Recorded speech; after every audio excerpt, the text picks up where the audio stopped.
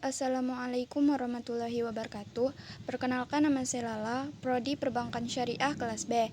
Baiklah, langsung saja di sini saya akan menjelaskan atau memaparkan tafsir Al-Qur'an tentang Nabi Muhammad SAW guna untuk memenuhi salah satu tugas mata kuliah tafsir yang diampu oleh dosen Bapak Marpu Adi Rahman.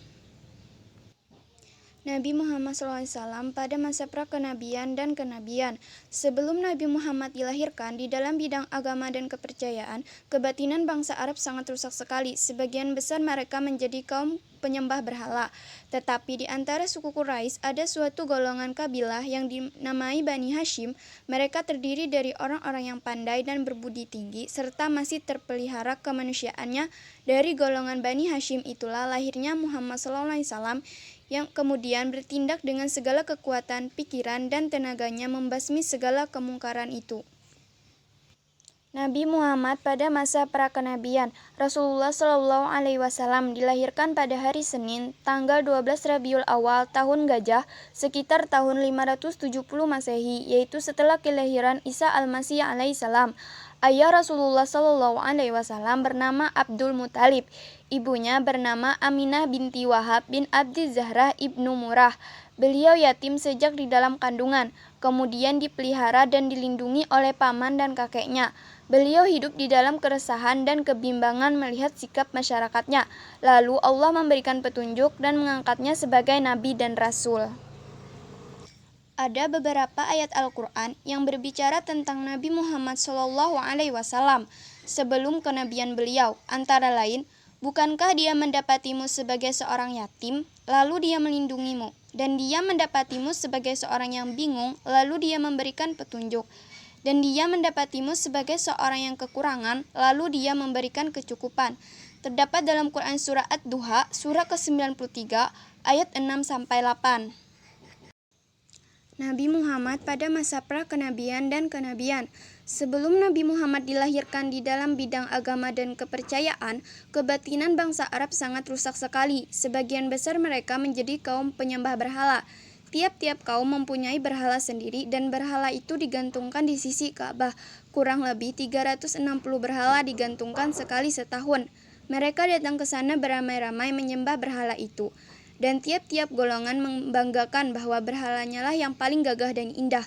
Peristiwa ini sering kali menimbulkan perselisihan yang berakhir dengan peperangan. Ayat lain yang oleh ulama dianggap berbicara tentang Nabi Muhammad SAW pada masa kanak-kanaknya adalah surah Al-Insyirah ayat pertama. Bukankah kami telah melapangkan dada untukmu? Yang mengaitkan dengan hal-hal materi berpendapat bahwa ayat ini berbicara tentang pembedahan yang pernah dilakukan oleh para malaikat terhadap Nabi Muhammad SAW kala beliau remaja. Pendapat ini antara lain dikemukakan oleh Mufasir An-Naisaburi, tetapi sepanjang penelitian penulis kata tersebut dengan berbagai bentuknya terulang sebanyak 5 kali dan tidak satu pun yang digunakan dengan arti harfiah, apalagi bermakna pembedahan. Selanjutnya, Al-Quran menegaskan bahwa Nabi Muhammad SAW tidak pernah membaca satu kitab atau menulis satu kata sebelum datangnya wahyu Al-Quran, seperti dalam Al-Quran di bawah ini. Dan kamu tidak pernah membaca sebelum Al-Quran sesuatu kitab pun, dan kamu tidak pernah menulis suatu kitab dengan tangan kananmu. Andai kata kamu pernah membaca dan menulis, benar-benar ragulah orang yang mengingkarimu. Quran Surah Al-Ankabut, surah ke-29, ayat 48. Ayat ini secara pasti menyatakan bahwa beliau Nabi Muhammad SAW adalah orang yang tidak pandai membaca dan menulis. Banyak ulama yang memahami bahwa kendati pun kemudian Nabi Muhammad SAW menganjurkan umatnya belajar membaca dan menulis. Namun beliau sendiri tidak melakukannya karena Allah Subhanahu wa Ta'ala ingin menjadikan beliau sebagai bukti bahwa informasi yang diperolehnya benar-benar bukan bersumber dari manusia, melainkan dari Allah Subhanahu wa Ta'ala. Nabi Muhammad SAW pada masa kenabian, pada usia 40 tahun yang disebut oleh Al-Quran Surah Al-Ahqaf ayat 15 sebagai usia kesempurnaan, Nabi Muhammad SAW diangkat menjadi nabi ditandai dengan turunnya wahyu pertama. Sebelumnya, beliau tidak pernah menduga akan mendapat tugas dan kedudukan yang sedemikian terhormat.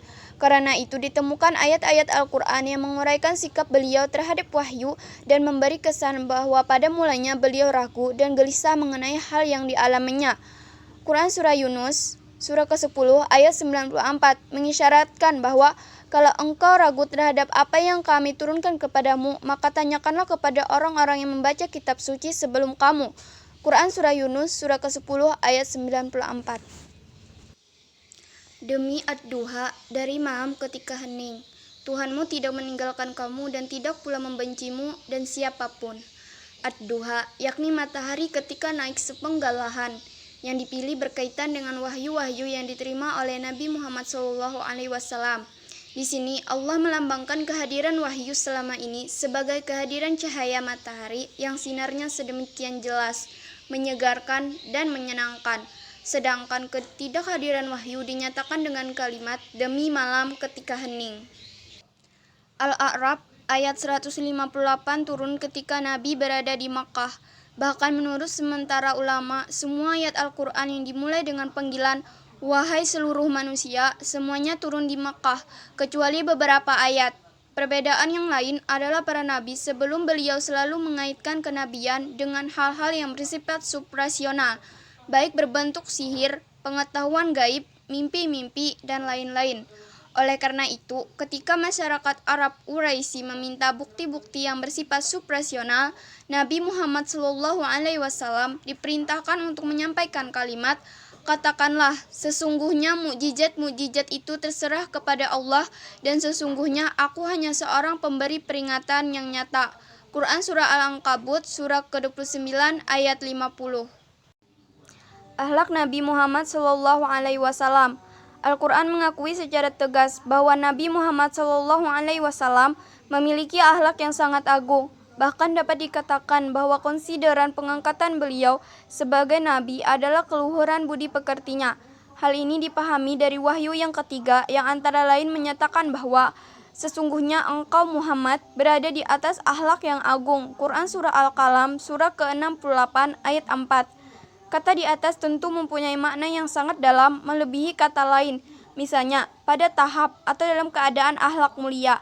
Seperti dikemukakan di atas, Al-Quran Surah Al-An'am ayat 90 menyebutkan dalam rangkaian ayat-ayatnya 18 nama Nabi atau Rasul. Setelah ke-18 nama tersebut, Allah berpesan kepada Nabi Muhammad, mereka itulah yang telah memperoleh petunjuk dari Allah, maka hendaklah kamu meneladani petunjuk yang mereka peroleh. Fungsi keberadaan Nabi Muhammad. Pertama, mengajak umat manusia menyembah Allah Subhanahu wa taala.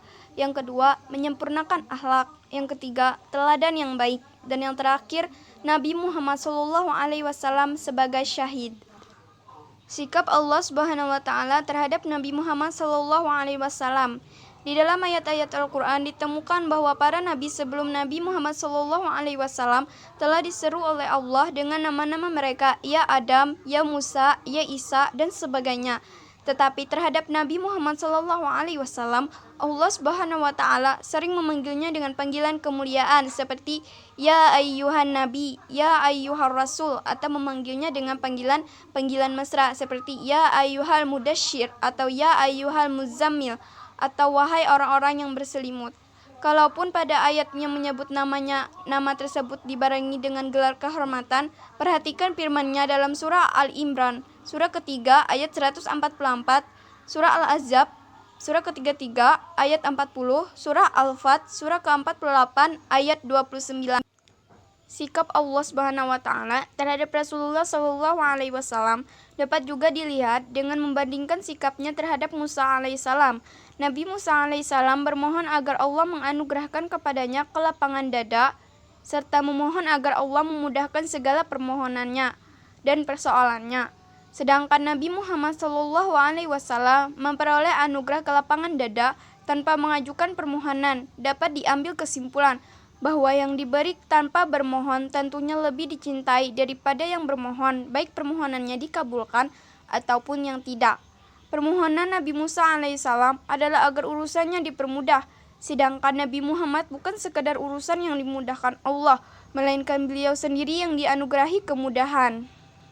Setelah kejadian tersebut, bukan berarti bahwa Nabi Muhammad SAW dimanjakan oleh Allah. sehingga beliau tidak akan ditegur apabila melakukan sesuatu yang kurang wajar sebagai manusia pilihan. Dari Al-Quran ditemukan sekian banyak teguran-teguran Allah kepada beliau, dari yang sangat tegas hingga yang lemah lembut. Allah memaafkanmu, mengapa kamu memberi izin kepada mereka sebelum jelas bagimu orang-orang yang benar dan sebelum kamu ketahui orang-orang yang berdusta. Quran Surah At-Taubah ayat 43. Dalam ayat tersebut, Allah mendahulukan penegasan bahwa beliau telah dimaafkan, baru kemudian disebutkan kekeliruannya.